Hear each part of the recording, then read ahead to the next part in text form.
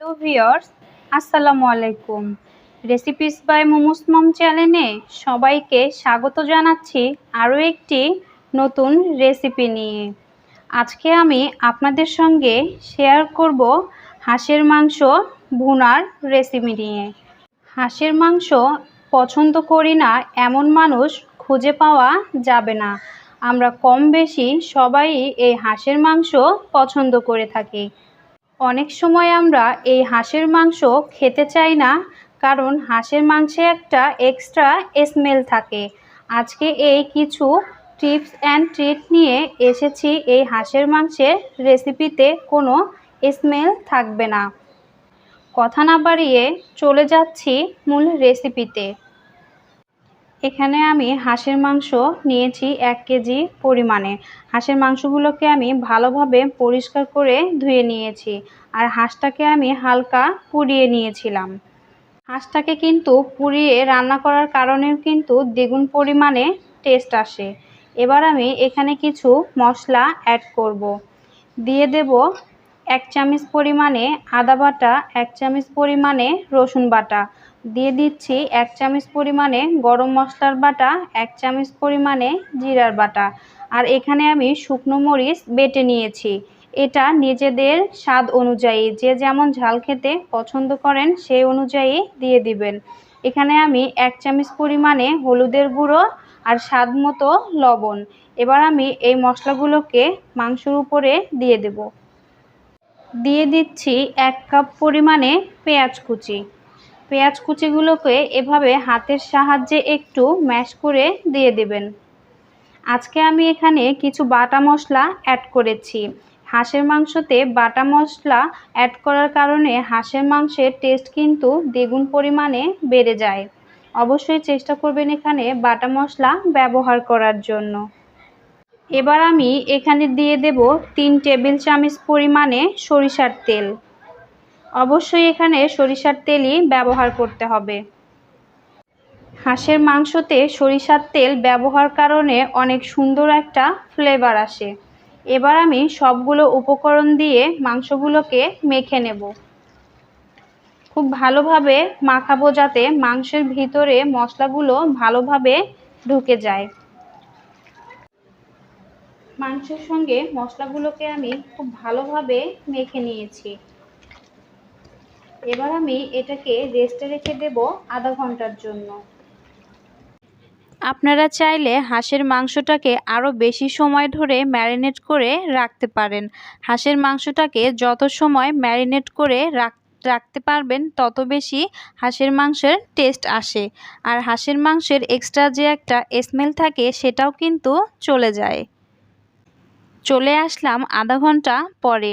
এবার আমি একটি প্যানে 3 টেবিল চামচ পরিমাণে তেল গরমে বসিয়ে দিচ্ছি। তেলগুলো ভালোভাবে গরম হয়ে এসেছে। এবার আমি এখানে আস্ত কিছু গরম মশলা অ্যাড করব। দিয়ে দিচ্ছি 2টা তেজপাতা, 3 থেকে 4টি সাদা এলাচ, দিয়ে দেব লবঙ্গ আর কিছু গোলমরিচ। এবার আমি এই মশলাগুলোকে হালকা 20 সেকেন্ড নেড়েচেড়ে নেব। খুব বেশি নাড়াচাড়া করে ভেজে নেওয়া যাবে না, না হলে মশলার যে একটা ফ্লেভার থাকে সেটা কিন্তু চলে যাবে। এবার আমি এখানে হাফ কাপ পরিমাণে পেঁয়াজ কুচি দিয়ে দেব। পেঁয়াজগুলোকে আমি হালকা বাদামি করে ভেজে নেব। পেঁয়াজগুলোকে কিন্তু কোনোভাবেই ব্রাউন করে ভেজে নেওয়া যাবে না, অবশ্যই বাদামি করেই ভেজে নিতে হবে। পেঁয়াজগুলোকে আমার বাদামি করে ভেজে নেওয়া হয়ে গেছে। এবার আমি এখানে হাফ টেবিল চামচ পরিমাণে হলুদের গুঁড়ো দিয়ে দেব। তেলের মধ্যে হলুদের গুঁড়ো ব্যবহার করলে তরকারির কালারটা অনেক বেশি সুন্দর আসে।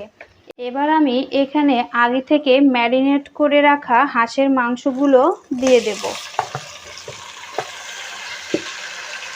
এবার আমি মাংসগুলোকে খুব ভালোভাবে নেড়েচেড়ে মিশিয়ে নেব। চুলার জাল আমি মিডিয়াম আঁচে রেখে মশলার সঙ্গে মাংসগুলোকে আমি ভালোভাবে মিশিয়ে নিয়েছি। এবার আমি মাংসগুলোকে অনবরত নেড়েচেড়ে কষিয়ে নেব। খুব ভালোভাবে মাংসটাকে কষিয়ে নিতে হবে যাতে উপরে তেল চলে আসে। মাংসটাকে আমি ঢাকা দিয়ে কষিয়ে নেব 3 থেকে 4 মিনিট। আসলাম 3 থেকে 4 মিনিট পরে। এরই মাঝে আমার মাংস থেকে যথেষ্ট পরিমাণে পানি উঠে এসেছে। মাংসগুলোকে কষিয়ে নেওয়ার জন্য এখানে এক্সট্রা কোনো পানির প্রয়োজন হবে না। থেকে যতটুকু পানি উঠে এসেছে এই পানিটুকু দিয়েই আমি মাংসটাকে আরও ভালোভাবে কষিয়ে নেব। অবশ্যই কিন্তু চুলার আঁচটাকে মিডিয়ামে রেখেই মাংসগুলো কষিয়ে নিতে হবে। কোনোভাবেই কিন্তু চুলার আঁচ বাড়িয়ে দেওয়া যাবে না। মিডিয়াম আঁচে রেখেই মাংসগুলোকে ভালোভাবে কষিয়ে নিতে হবে। মাংসগুলোকে আমি ঢাকা দিয়ে প্রায় 3 থেকে 4 বার কষিয়ে নিয়েছি। আমি এখানে মাংসটাকে মোট 20 থেকে 25 মিনিট ভালোভাবে নেড়েচেড়ে কষিয়ে নিয়ে মাংসটাকে যতভাবে কষানো যাবে তত কিন্তু মাংসের টেস্ট চলে আসবে। মাংসগুলোকে আমার ভালোভাবে কষিয়ে নেওয়া হয়ে গেছে। এবার আমি এখানে 3 কাপ পরিমাণে পানি অ্যাড করছি।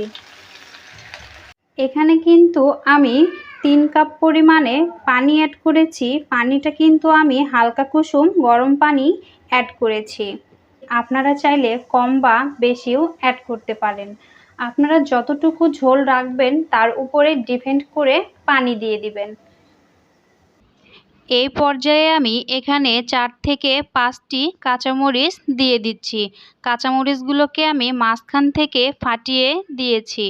এতে করে কাঁচামরিচ থেকে ঝালও বেরিয়ে আসবে এবং সুন্দর একটা ফ্লেভারও বেরোবে। এবার আমি মাংসটাকে ঢাকা দিয়ে দেব সিদ্ধ হওয়া পর্যন্ত। চলে আসলাম প্রায় আধা ঘন্টা পরে।